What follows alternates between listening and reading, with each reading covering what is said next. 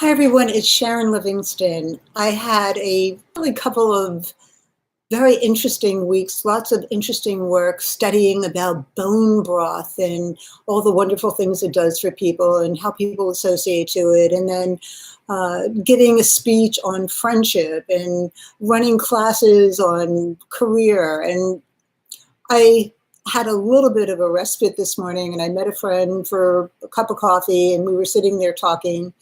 And he happened to tell me a story about something that happened a long time ago. I don't know what triggered his memory about it, but it struck me very funny at first. And then I thought there was a lesson in it that I wanted to share. So it was a number of years ago. He was walking down the street, and there's this woman sitting in a car, and she's pounding on her window going, "Help me, help me."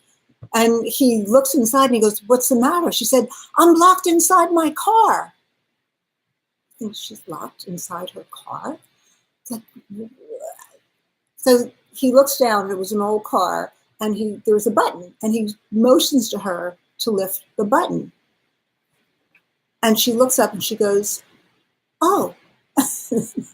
And she unlocks the car, and she turns on the car, thanks him, and gets herself back on the road. And don't we do that sometimes? Have you ever noticed how sometimes you can feel stuck in a place where it seems like you have no options and you can't even see the forest for the trees or the trees for the forest?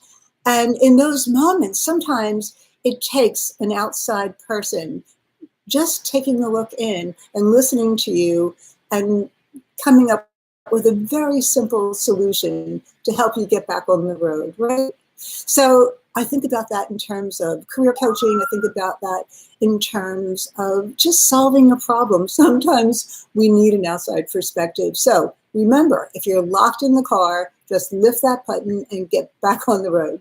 Thanks so much. Take care.